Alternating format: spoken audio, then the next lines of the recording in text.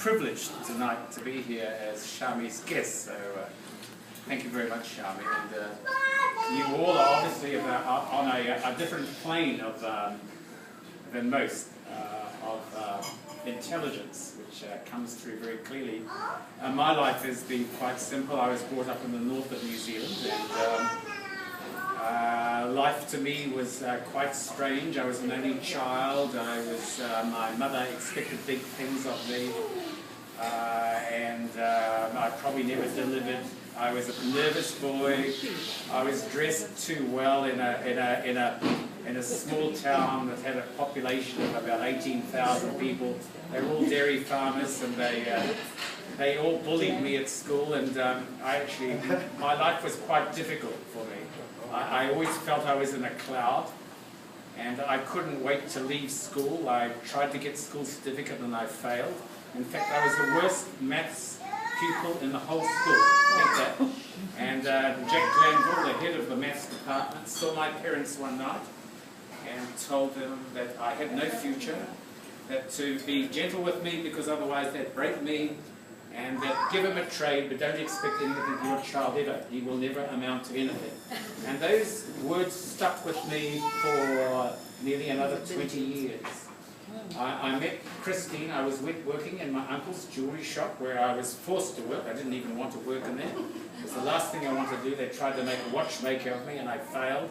After 3 months they put me with my dad, who used to be an Electrolux salesman, and he joined the family business because he married my mother. He was a fisher. And I worked in that counter, behind that counter with my dad for 23 years, thinking I had no future. Christine came into the shop one day from Huddersfield, and it was in the end of winter, and she had a big suntan. She used to have black curly hair in those days, and an English suit, which was very unusual. And I noticed her, and I thought I'd like to get to know her. When she came back for repair, I served her, but she didn't even speak to me, so I thought, well, I've blown it again. Because my life was never full of anything that was secure and anything that was positive. But another few days later, I was playing squash, and lo and behold, there was that girl. And I was excited because I saw her, and I jumped up, and my glasses fell on the court below. And Christine picked them up, and she said, I suppose it's yours. Anyhow, I was down there. I was down there like a rat up a drain pipe, and I asked her to go through the Waipua Forest, which is a big kauri forest in the north of New Zealand, and she did it.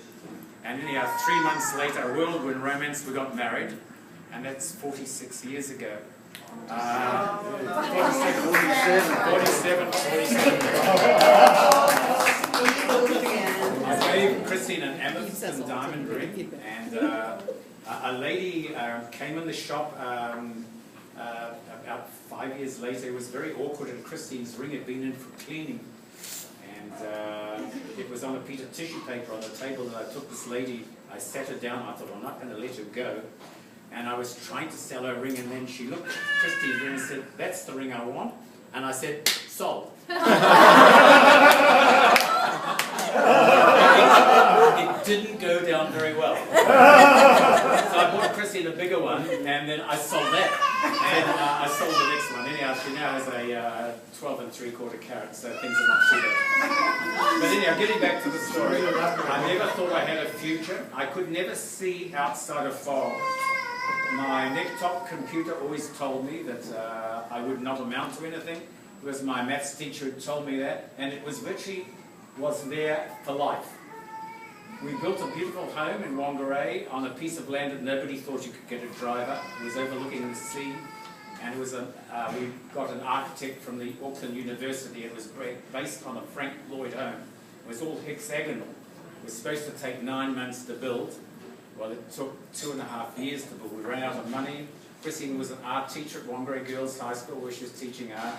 I was the manager of the jewellery shop. My uncle retired, my dad had retired. I was managing the shop. But we ran out of money, and we were doing everything like grouting in tiles and sanding walls and